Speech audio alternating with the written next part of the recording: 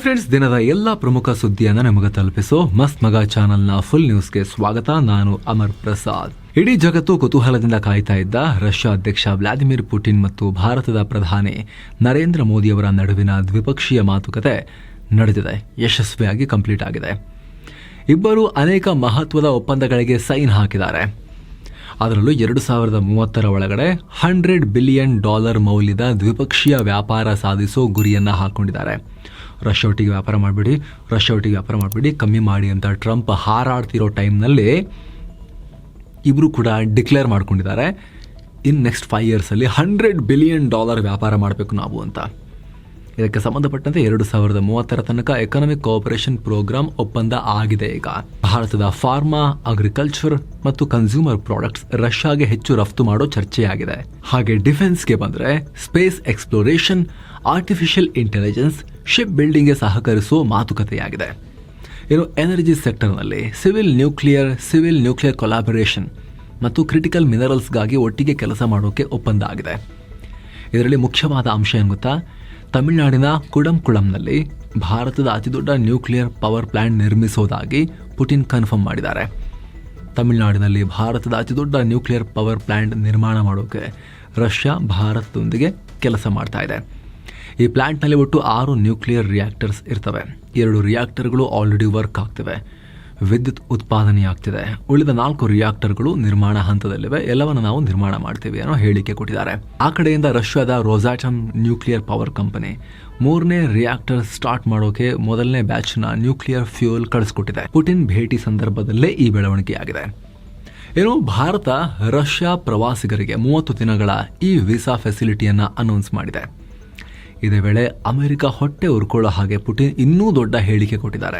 ಭಾರತಕ್ಕೆ ಅಗತ್ಯ ಇರೋ ಎಲ್ಲ ರೀತಿಯ ಇಂಧನವನ್ನು ಪ್ರೊವೈಡ್ ಮಾಡೋಕೆ ನೀವು ರಷ್ಯಾ ಮೇಲೆ ಸಂಪೂರ್ಣ ನಂಬಿಕೆ ಇಡಬಹುದು. ಭಾರತೀಯರು ಯಾವುದೇ ಅಡೆತಡೆ ಇಲ್ಲದೆ ವೇಗವಾಗಿ ಆರ್ಥಿಕ ಪ್ರಗತಿ ಕಾಣ್ತಿರೋ ಭಾರತಕ್ಕೆ ಇಂಧನ ಪೂರೈಕೆ ಮಾಡೋದನ್ನು ರಷ್ಯಾ ಕಂಟಿನ್ಯೂ ಮಾಡುತ್ತೆ ಅಂತ ಹೇಳಿ ನೇರವಾಗಿ ಟ್ರಂಪ್ಗೆ ಕಿವಿಗೆ ಚುಚ್ಚೋ ರೀತಿಯಲ್ಲಿ ಘೋಷಣೆ ಮಾಡಿದ್ದಾರೆ. ಭಾರತ ಮತ್ತು ಯುರೇಷಿಯಾ ಗ್ರೂಪ್ ಅಂದರೆ ರಷ್ಯಾ, ಕಜಕಿಸ್ತಾನ್, ಅರ್ಮೇನಿಯಾ ಎಲ್ಲರೂ ಇರೋ ಗ್ರೂಪ್, ಇದರ ನಡುವೆ ಫ್ರೀ ಟ್ರೇಡ್ ಅಗ್ರಿಮೆಂಟ್ ಆಗಿಬಿಟ್ರೆ ವ್ಯಾಪಾರ ಮತ್ತಷ್ಟು ಈಸಿ ಆಗುತ್ತೆ, ಚೀಪ್ ಆಗುತ್ತೆ. ನಾವೀಗ ಅಮೆರಿಕನ್ ಡಾಲರ್ ಬದಲು ನಮ್ಮ ಕರೆನ್ಸಿಯಲ್ಲೇ ಹೆಚ್ಚು ಪೇಮೆಂಟ್ ಮಾಡ್ತಾ ಇದ್ದೀವಿ. ಪ್ರಸ್ತುತ ನಮ್ಮ ಮಧ್ಯೆ 96% ಪೇಮೆಂಟ್ ನ್ಯಾಷನಲ್ ಕರೆನ್ಸಿಯಲ್ಲೇ ಆಗ್ತಾ ಇದೆ ಅನ್ನೋದನ್ನು ಪುಟಿನ್ ಹೇಳಿದ್ದಾರೆ. ಏನೋ ಭಯೋತ್ಪಾದನಾ ವಿಚಾರವಾಗಿ ಭಯೋತ್ಪಾದನೆ ವಿರುದ್ಧ ಹೋರಾಡೋಕೆ ಭಾರತ ಮತ್ತು ರಷ್ಯಾ ಹಿಂದಿನಿಂದಲೂ ಒಟ್ಟಿಗೆ ನಿಂತಿವೆ. ಪಹಲ್ಗಾಮ್ ಉಗ್ರ ದಾಳಿಯಾಗಲಿ ಅಥವಾ ಕ್ರೋಕಸ್ ಸಿಟಿ ಹಾಲ್ನಲ್ಲಿ ನಡೆದ ದಾಳಿಯಾಗಲಿ ಎಲ್ಲದರ ಮೂಲ ಒಂದೇ. ಸೊ ವಿಶ್ವಸಂಸ್ಥೆ, G20, ಬ್ರಿಕ್ಸ್, SCO ಮತ್ತು ಇತರ ಫೋರಮ್ಸಲ್ಲಿ ರಷ್ಯಾ ಮತ್ತು ಭಾರತ ಒಟ್ಟಿಗೆ ಕೆಲಸ ಮಾಡ್ತೀವಿ ಅಂತ ಪುಟಿನ್ ಹೇಳಿದ್ದಾರೆ. ಹಾಗೆ ನನ್ನನ್ನು ಮತ್ತು ನನ್ನ ನಿಯೋಗವನ್ನು ಆತ್ಮೀಯವಾಗಿ ಬರಮಾಡಿಕೊಂಡು ಆತಿಥ್ಯ ಕೊಟ್ಟಿದ್ದಕ್ಕೆ ರಾಷ್ಟ್ರಪತಿ ದ್ರೌಪದಿ ಮುರ್ಮು, PM ನರೇಂದ್ರ ಮೋದಿ ಮತ್ತು ಇತರ ಅಧಿಕಾರಿಗಳಿಗೆ ಧನ್ಯವಾದ ಅಂತ ಜಂಟಿ ಪತ್ರಿಕಾಗೋಷ್ಠಿಯಲ್ಲಿ ಹೇಳಿಕೆಯನ್ನು ಕೊಟ್ಟಿದ್ದಾರೆ. ಇದೇ ವೇಳೆ ಪತ್ರಿಕಾಗೋಷ್ಠಿ ಉದ್ದೇಶಿಸಿ ಮಾತನಾಡಿದ ಭಾರತದ ಪ್ರಧಾನಿ ನರೇಂದ್ರ ಮೋದಿಯವರು, ಕಳೆದ 8 ದಶಕಗಳಲ್ಲಿ ಜಗತ್ತಲ್ಲಿ ಹಲವು ಏರಿಳಿತಗಳಾಗಿವೆ, ಆದರೆ ಭಾರತ ಮತ್ತು ರಷ್ಯಾ ನಡುವಿನ ಗೆಳೆತನ ಮಾತ್ರ ಧ್ರುವ ತಾರೆಯಂತೆ ಹಾಗೆ ಉಳ್ಕೊಂಡಿದೆ. ಈ ಸಂಬಂಧ ಪರಸ್ಪರ ಗೌರವ ಮತ್ತು ನಂಬಿಕೆಯಿಂದ ನಿರ್ಮಾಣ ಆಗಿದೆ. ಉಗ್ರರ ವಿರುದ್ಧ ರಷ್ಯಾ, ಭಾರತ ಒಂದಾಗಿವೆ. ಇಂದು ನಡೆದ ಡಿಸ್ಕಷನ್ನಿಂದ ಈ ಸಂಬಂಧ ಮತ್ತಷ್ಟು ಸ್ಟ್ರಾಂಗ್ ಆಯಿತು ಅಂತ ಹೇಳಿದ್ದಾರೆ. ಮತ್ತೊಂದು ಕಡೆ ಬಿಜೆಪಿ ಮತ್ತು ಕಾಂಗ್ರೆಸ್ ನಡುವೆ ಪುಟಿನ್ ಭೇಟಿ ಕಿತ್ತಾಟ ಜೋರಾಗಿದೆ. ನಮ್ಮನ್ನು ಕರೆದಿಲ್ಲ ಪುಟಿನ್ ಮೀಟ್ ಆಗಕ್ಕೆ ಅಂತ. ಒಂದು ದಿನದ ಹಿಂದಷ್ಟೇ ನಮಗೆ ಪುಟಿನ್ ನೋಡೋಕೆ ಬಿಡ್ಲಿಲ್ಲ ಅಂತ ಹೇಳಿ ರಾಹುಲ್ ಗಾಂಧಿ ಬಹಳ ಬೇಜಾರು ಮಾಡ್ಕೊಂಡಿದ್ರು. ಆದರೆ ಈಗ ಇವರನ್ನ ಮತ್ತಷ್ಟು ಕೆರಳಿಸೋ ರೀತಿಯಲ್ಲಿ ರಾಹುಲ್ ಗಾಂಧಿ ಮತ್ತು ಖರ್ಗೆ ಅವರಿಗೆ ಇನ್ವಿಟೇಷನ್ ಕೊಡದೆ ಶಶಿ ತರೂರ್ ಅವರಿಗೆ ಇನ್ವಿಟೇಷನ್ ಕೊಟ್ಟಿದ್ದಾರೆ ಅನ್ನೋ ಮಾಹಿತಿ ಬರ್ತಾ ಇದೆ. ಶುಕ್ರವಾರ ಸಂಜೆ ಪುಟಿನ್ ಹೊರಡೋಕು ಮುನ್ನ ರಾಷ್ಟ್ರಪತಿ ಭವನದಲ್ಲಿ ಔತಣಕೂಟ, ಇದರಲ್ಲಿ ಶಶಿ ತರೂರ್ಗೆ ಕರೆದಿದ್ದಾರೆ, ಇವರಿಬ್ಬರನ್ನ ಕರೆದಿಲ್ಲ ಅಂತ ಹೇಳಿ. ಹಾಗೆ ಸ್ನೇಹಿತರೆ, ಎಲ್ಲ ಮೆಂಬರ್ ಓನ್ಲಿ ವಿಡಿಯೋಸ್ ಅನ್ನು ನೀವು ಕೂಡ ನೋಡೋಕೆ ವಿಡಿಯೋ ಕೆಳಗಿರೋ ಜಾಯಿನ್ ಬಟನ್ ಮೂಲಕ ಮಸ್ತ್ ಮಗ ಪ್ರೀಮಿಯಂ ಮೆಂಬರ್ಶಿಪ್ಗೆ ಸೇರಬಹುದು. ಇನ್ನು ಇಂಡಿಗೋ ಫ್ಲೈಟ್ ಕ್ಯಾನ್ಸಲೇಷನ್ ದೇಶಾದ್ಯಂತ ಗದ್ದಲಕ್ಕೆ ಕಾರಣ ಆಗಿದೆ. ಸಮಸ್ಯೆ ಹಾಗೆ ಮುಂದುವರೆದಿದೆ. ಕಳೆದ 12 ಗಂಟೆಗಳಲ್ಲಿ 1000ಕ್ಕೂ ಅಧಿಕ ಫ್ಲೈಟ್ಸ್ ಕ್ಯಾನ್ಸಲ್ ಆಗಿವೆ. ಪರಿಣಾಮ ಪ್ಯಾಸೆಂಜರ್ಸ್ ಸರಿಯಾಗಿ ಊಟ ನೀರಿಲ್ಲದೆ ಏರ್ಪೋರ್ಟ್ನಲ್ಲಿ ಪರದಾಡ್ತಿದ್ದಾರೆ. ಏರ್ಲೈನ್ಸ್ ವಿರುದ್ಧ ಆಕ್ರೋಶ ಹೊರಹಾಕಿದ್ದಾರೆ. ಇದಕ್ಕೀಗ ಇಂಡಿಗೋ ಮತ್ತೆ ರಿಯಾಕ್ಟ್ ಮಾಡಿ ಕ್ಷಮೆಯಾಚನೆ ಮಾಡಿದೆ. ಪ್ರತಿಯೊಬ್ಬ ಗ್ರಾಹಕರಿಗೂ ನಾವು ಸಾರಿ ಕೇಳ್ತೀವಿ, ನಮಗೊತ್ತು ಕಳೆದ ಕೆಲ ದಿನಗಳಿಂದ ನಿಮಗೆಲ್ಲ ಎಷ್ಟು ಕಷ್ಟ ಆಗಿದೆ ಅಂತ, ಆದರೆ ಇದು ಒಂದೇ ರಾತ್ರಿಯಲ್ಲಿ ಬಗೆಹರಿಯೋ ಸಮಸ್ಯೆ ಅಲ್ಲ, ಸ್ವಲ್ಪ ಟೈಮ್ ಬೇಕು ಅಂತ ಹೇಳಿದ್ದಾರೆ. ಇದಕ್ಕೆ ಸಂಬಂಧಪಟ್ಟಂತೆ ಸ್ನೇಹಿತರೆ ನಾವು ಡೀಟೇಲ್ ಆಗಿ ವಿಸ್ತೃತ ವರದಿಯಲ್ಲಿ ಪ್ರತ್ಯೇಕವಾಗಿ ಮಾಹಿತಿಯನ್ನು ಕೊಟ್ಟಿದ್ದೀವಿ. ನೀವು ಅದನ್ನು ಚೆಕ್ ಮಾಡಬಹುದು. ದೊಡ್ಡ ಕೋಲಾಹಲ ಆಗಿದೆ. 60-65% ಮಾರ್ಕೆಟ್ ಶೇರ್ ಇಂಡಿಗೋ ಒಬ್ರದ್ದೇ ಇದೆ. ಹೊಸ ನಿಯಮಗಳಿಗೂ ತಯಾರಾಗೇ ಇರಲಿಲ್ಲ. ಆ ಹೊಸ ನಿಯಮಗಳು ಜಾರಿಗೆ ಬಂತು DGC ಅದು. ಅದಕ್ಕೆ ಬೇಕಾಗಿರೋ ಸಿಬ್ಬಂದಿನೇ ಇರಲಿಲ್ಲ. ಅರ್ಧ ಮುಕ್ಕಾಲ್ವಾಸಿ ಎಲ್ಲ ಫ್ಲೈಟ್ಸ್ ಇವ್ರದೇ ಇದ್ದಿತ್ತು. ಸೊ ಇವ್ರ ಕಂಪನಿಗೆ ಅಡಚಣೆ ಆಗಿರೋದ್ರಿಂದ ಇಡೀ ದೇಶದ ಏವಿಯೇಷನ್ ಇಂಡಸ್ಟ್ರಿಗೆ ಅಡಚಣೆ ಆಗಿದೆ. ಜನ ಏರ್ಪೋರ್ಟ್ಗಳಲ್ಲಿ ಮಲಗೋ ರೀತಿಯಾಗಿದೆ. ಇನ್ನು ದಿಲ್ಲಿ ಉಗ್ರ ದಾಳಿ ಬೆನ್ನಲ್ಲೇ ಹರಿಯಾಣದಲ್ಲಿ ದೊಡ್ಡ ಆಪರೇಷನ್ ನಡೆದಿದೆ. ಈ ದಾಳಿ ನಡೆಸಿದ ಫರೀದಾಬಾದ್ ಮಾಡ್ಯೂಲ್ ಹರಿಯಾಣದಲ್ಲೇ ಸಿಕ್ಕಿಬಿದ್ದಿತ್ತು. ಹೀಗಾಗಿ ಅಕ್ರಮ ಚಟುವಟಿಕೆಗಳನ್ನು ನಡೆಸ್ತಾ ಇದ್ದವರ ಮೇಲೆ ಅಲ್ಲಿನ ಪೊಲೀಸರು ರೇಡ್ ಮಾಡಿದ್ದಾರೆ. ಒಂದೇ ದಿನ ಬರೋಬ್ಬರಿ 700ಕ್ಕೂ ಅಧಿಕ ಸ್ಥಳಗಳಲ್ಲಿ ರೇಡ್ ಆಗಿದೆ. 160ಕ್ಕೂ ಅಧಿಕ ಆರೋಪಿಗಳನ್ನು ಬಂಧಿಸಲಾಗಿದೆ. ಅಕ್ರಮವಾಗಿ ಬಂದೂಕುಗಳನ್ನು ಹೊಂದಿರೋರು, ಮಾದಕ ವಸ್ತು ಜಾಲಗಳು, ಸೈಬರ್ ಕ್ರೈಮ್ಗಳಿಗೆ ಸಂಬಂಧಪಟ್ಟಂತೆ ದಾಳಿ ಮಾಡಲಾಗಿದೆ. ಅನೇಕ ಆರೋಪಿಗಳು ಪೊಲೀಸರ ಲಿಸ್ಟ್ನಲ್ಲಿದ್ದಾರೆ. ಅವರು ದೇಶ ಬಿಟ್ಟು ಹೋಗದಂತೆ ಲುಕ್ಔಟ್ ನೋಟಿಸ್ ಜಾರಿ ಮಾಡಲಾಗಿದೆ. ಈ ಸಂಬಂಧ ಕಾರ್ಯಾಚರಣೆ ಮುಂದುವರೆಸಿದ್ದೀವಿ. ರಾಜ್ಯದಲ್ಲಿ ಕಾನೂನು ಸುವ್ಯವಸ್ಥೆ ಕಾಪಾಡೋಕೆ ಈ ಕಾರ್ಯಾಚರಣೆ ನಡೆಸಿ ಹಲವರನ್ನ ಬಂಧಿಸಿದ್ದೀವಿ ಅಂತ ಪೊಲೀಸರು ಹೇಳಿದ್ದಾರೆ. ಹೀಗಾಗಿ ಹರಿಯಾಣ ಪೊಲೀಸರು ಈಗ ರಾಜ್ಯಾದ್ಯಂತ ಹೈ ಅಲರ್ಟ್ ಮೋಡ್ನಲ್ಲಿದ್ದಾರೆ. ಇನ್ನು ಕರ್ನಾಟಕದಲ್ಲಿ ಬರೀ ಕುರ್ಚಿ ಕಿತ್ತಾಟ, ಆಡಳಿತನೇ ನಡೀತಾ ಇಲ್ಲ ಅನ್ನೋ ಆರೋಪಗಳ ಬಾಣಗಳು ಬರ್ತಾ ಇದ್ವಲ್ಲ, ಅದರ ನಡುವೆ ರಾಜ್ಯ ಸರ್ಕಾರದ ಸಚಿವ ಸಂಪುಟ ಸಭೆ ನಡೆದು ಹಲವು ಮಹತ್ವದ ತೀರ್ಮಾನಗಳನ್ನು ಕೈಗೊಳ್ಳಲಾಗಿದೆ. ರಾಜ್ಯ ದ್ವೇಷ ಭಾಷಣ ಮತ್ತು ದ್ವೇಷ ಅಪರಾಧಗಳ ಪ್ರತಿಬಂಧಕ ಕಾಯ್ದೆ ವಿಧೇಯಕಕ್ಕೆ ಕ್ಯಾಬಿನೆಟ್ ಅಪ್ರೂವಲ್ ಕೊಟ್ಟಿದೆ. ಹಾಗೆ ಬಯಲು ಸೀಮೆ ತಿದ್ದುಪಡಿ ವಿಧೇಯಕ, ಮಲೆನಾಡು ಅಭಿವೃದ್ಧಿ ಪ್ರಾಧಿಕಾರ ವಿಧೇಯಕ, ಧಾರ್ಮಿಕ ದತ್ತಿ ವಿಧೇಯಕ, ಜಾನುವಾರು ಹತ್ಯೆ ಪ್ರತಿಬಂಧಕ ಹತ್ಯೆ ಸಂರಕ್ಷಣೆ ವಿಧೇಯಕ, ಸಾಮಾಜಿಕ ಬಹಿಷ್ಕಾರ ನಿಷೇಧ ವಿಧೇಯಕಕ್ಕೆ ಸಮ್ಮತಿ ಕೊಡಲಾಗಿದೆ. ಇನ್ನು ಮೋಡ ಕೇಸ್ ಮತ್ತೆ ಮುನ್ನೆಲೆಗೆ ಬಂದಿದೆ. ಈ ಕೇಸಲ್ಲಿ ಸಿಎಂ ಹಾಗೂ ಇತರರ ವಿರುದ್ಧ ದಾಖಲಾಗಿತ್ತಲ್ಲ ದೂರು, ಅದರ ತನಿಖೆಯನ್ನು ಪೂರ್ಣಗೊಳಿಸೋಕೆ ವಿಳಂಬ ಮಾಡ್ತಿದ್ದಾರೆ ಅಂತ ಲೋಕಾಯುಕ್ತರ ವಿರುದ್ಧ ಜನಪ್ರತಿನಿಧಿಗಳ ಕೋರ್ಟ್ ಆಕ್ರೋಶ ಹೊರಹಾಕಿದೆ. ಡಿಸೆಂಬರ್ 18ರ ಒಳಗಡೆ ತನಿಖೆ ಕಂಪ್ಲೀಟ್ ಮಾಡಿ ಫೈನಲ್ ರಿಪೋರ್ಟ್ ಕೊಡಬೇಕು ಅಂತ ಲೋಕಾಯುಕ್ತರಿಗೆ ಸೂಚನೆ ಕೊಟ್ಟಿದೆ. ಕೇಸ್ನ ವಿಚಾರಣೆಯನ್ನು ಡಿಸೆಂಬರ್ 18ಕ್ಕೆ ಮುಂದೂಡಿಕೆ ಮಾಡಿದೆ. ಮೂಡಾದಲ್ಲಿ ಸಿಎಂ ಸಿದ್ದರಾಮಯ್ಯ, ಅವರ ಪತ್ನಿ ಪಾರ್ವತಿ ಮತ್ತು ಇನ್ನಿಬ್ಬರ ವಿರುದ್ಧ ಲೋಕಾಯುಕ್ತರ ಕ್ರಮವನ್ನು ಪ್ರಶ್ನಿಸಿ ಸಾಮಾಜಿಕ ಕಾರ್ಯಕರ್ತ ಸ್ನೇಹಮಯಿ ಕೃಷ್ಣ ಅವರು ಸಲ್ಲಿಸಿದ್ದ ಅರ್ಜಿ ವಿಚಾರಣೆ ವೇಳೆ ಕೋರ್ಟ್ ಈ ಸೂಚನೆ ಕೊಟ್ಟಿದೆ. ಇನ್ನು ರೈತರೊಬ್ಬರಿಗೆ ಪರಿಹಾರ ಕೊಡೋಕೆ ಡಿಲೇ ಮಾಡಿದ್ದಾರೆ ಅಂತ ಹೇಳಿ ಶಿವಮೊಗ್ಗ DC ಗುರುದತ್ ಹೆಗಡೆ ಅವರ ಕಾರನ್ನ ಜಪ್ತಿ ಮಾಡಿ ತಗೊಂಬನ್ನಿ ಅಂತ ಕೋರ್ಟ್ ಆದೇಶ ಕೊಟ್ಟಿದೆ.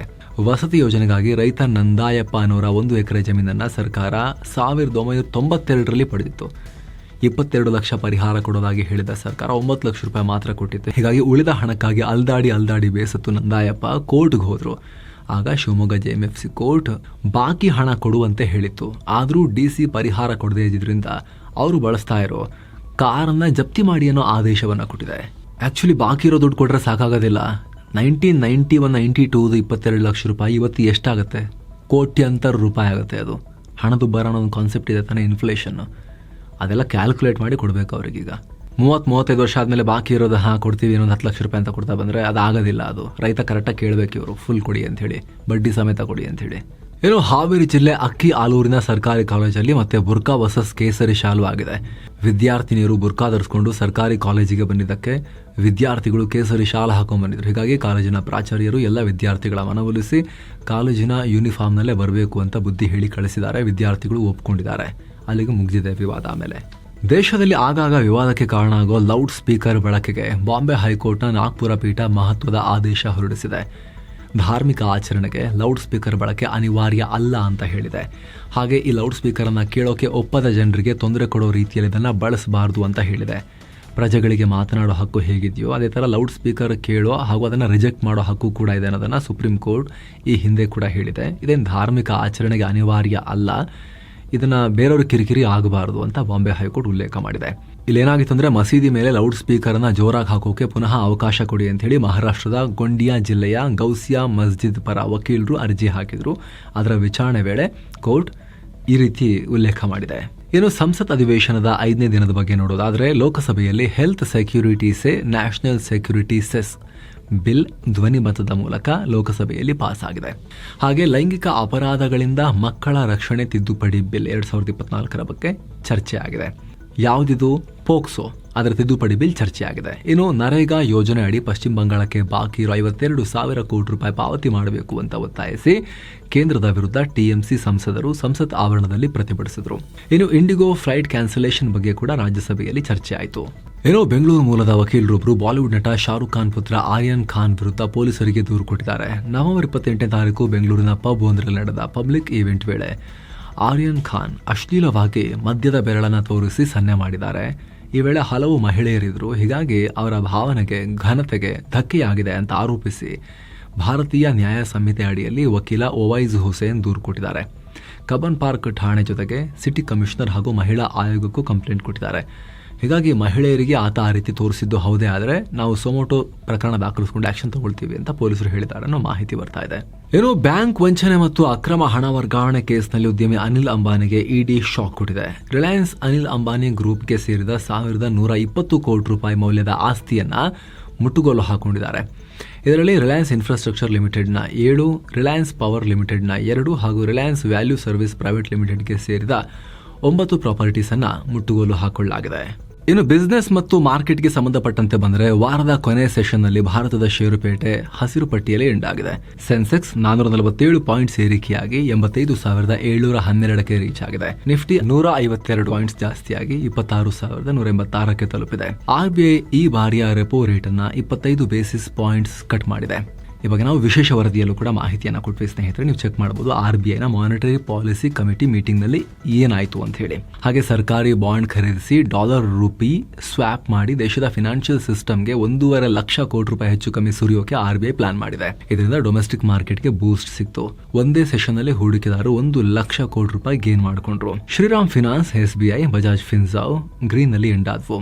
ಆದ್ರೆ HUL, ಎಟರ್ನಲ್ ಮತ್ತು ಇಂಟರ್ಗ್ಲೋಬ್ ಏವಿಯೇಷನ್, ಇಂಡಿಗೋ ರೆಡ್ ನಲ್ಲಿ ಎಂಡ್ ಆದ್ರು. ಇಂಡಿಗೋ ಗೊತ್ತಲ್ಲ ಏನೆಲ್ಲ ಸೀನ್ ಆಗ್ತಿದೆ ಅಂತ ಹೇಳಿ, ಅದ್ರ ಬಗ್ಗೆ ಕೂಡ ವಿಶೇಷ ವರದಿ ನಾವು ಮಾಡಿದ್ದೀವಿ. ಇನ್ನು ಡಾಲರ್ ಮುಂದೆ ರೂಪಾಯಿ ಮೌಲ್ಯ 5 ಪೈಸೆ ಬಿದ್ದು 89 ರೂಪಾಯಿ 94 ಪೈಸೆ ಇದೆ ಈಗ. ಏನು ಜಪಾನ್ನ multinational telecom and IT company NTT, Nippon telegraph and telephone corporation ಬೆಂಗಳೂರಲ್ಲಿ ಹೂಡಿಕೆ ಮಾಡೋಕೆ ಮುಂದಾಗಿದೆ. 2,400 ಕೋಟಿ ರೂಪಾಯಿ ವೆಚ್ಚದಲ್ಲಿ ಬೆಂಗಳೂರು ಏರ್ಪೋರ್ಟ್ ಬಳಿ ಹೊಸ ಮಲ್ಟಿ ಡೇಟಾ ಸೆಂಟರ್ ಕ್ಯಾಂಪಸ್ ನಿರ್ಮಾಣ ಮಾಡ್ತೀವಿ ಅಂತ ಘೋಷಿಸಿದೆ. ಸುಮಾರು 8 ಎಕರೆ ಜಾಗದಲ್ಲಿ 3 ಡೇಟಾ ಸೆಂಟರ್ ಓಪನ್ ಆಗುತ್ತೆ. ಈ ಮೂಲಕ ಕರ್ನಾಟಕದಲ್ಲಿ NTT ಕಂಪನಿಯ ಇನ್ವೆಸ್ಟ್ಮೆಂಟ್ 4,100 ಕೋಟಿ ರೂಪಾಯಿಗೆ ಏರಿಕೆಯಾದಂತಾಗುತ್ತೆ.